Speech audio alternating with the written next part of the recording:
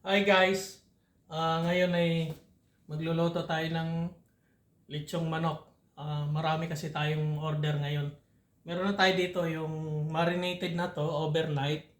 So mamaya tutuhugin natin to. Tapos ngayon doon sa labas meron na tayong niluto kanina pa. So tatanggalin muna natin yon. Tara! Ito ngayon meron tayo ditong ginawa lang natin tong ihawan na to na barbecuehan ng manok. So ayan na, luto na siya. Magtatanggal tayo ng isa para ready to deliver. Luto na siya. Tatanggalin na natin. So lagay natin dito sa tray. Ayan.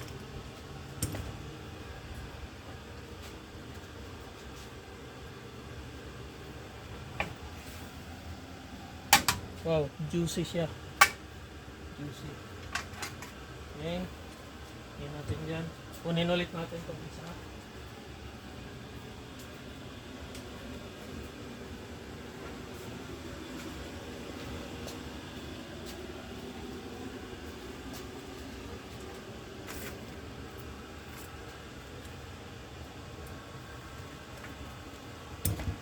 So ito ay sarili namin yung version ng ingredients namin.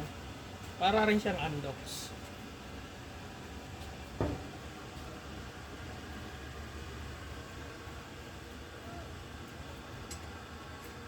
Ayan na. Idalhin muna natin dito sa loob para ibalot na. Ibabalot na natin to. So ngayon, lagay muna natin dito. Kunin natin yung pangtuhog.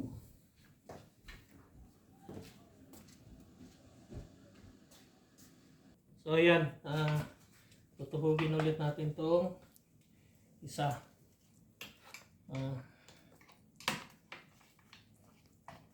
Para magsalang ulit tayo.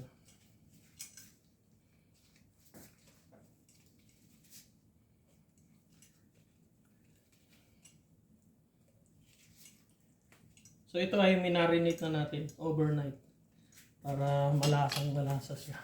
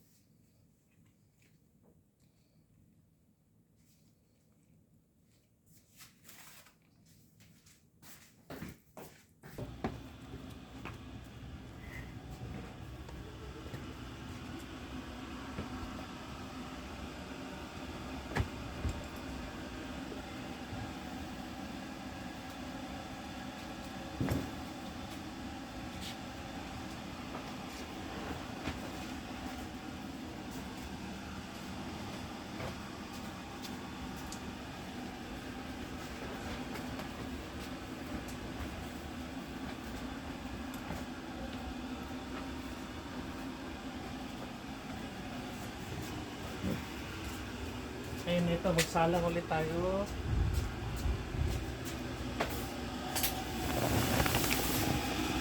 Magsalang ulit tayo ng bago.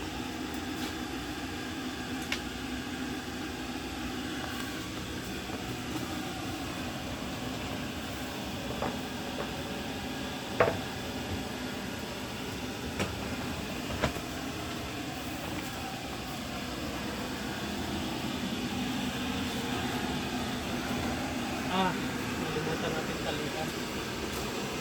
Nalimutan natin talian yung pakpak.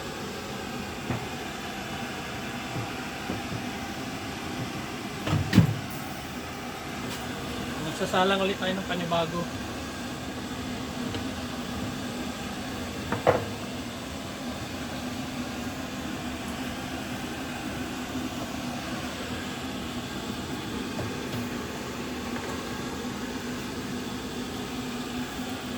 Tapos, yung isa ay babalutin natin ng kanina. So, ayan. Ibabalot na natin siya. Yan. At may nag-aantay ng pick up nito.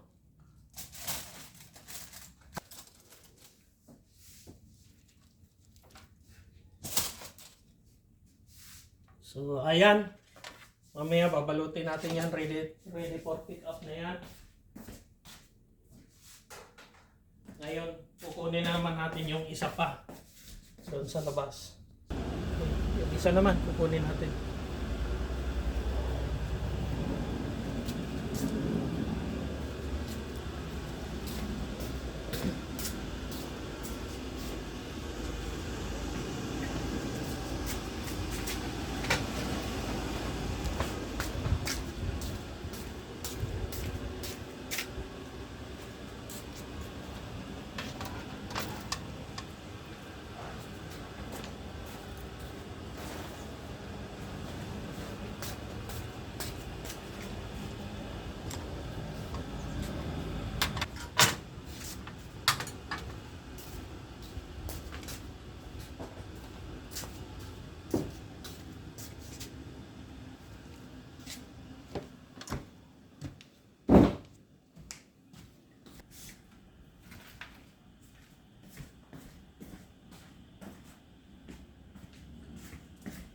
Tatanggalin natin yung tali dito sa pakpak. Tinatali natin ito siya para hindi masunog. Hindi sumaya doon sa apoy.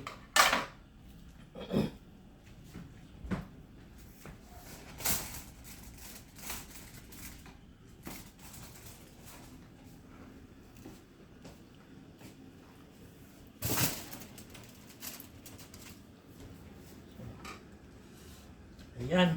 Mamaya, babalutin natin.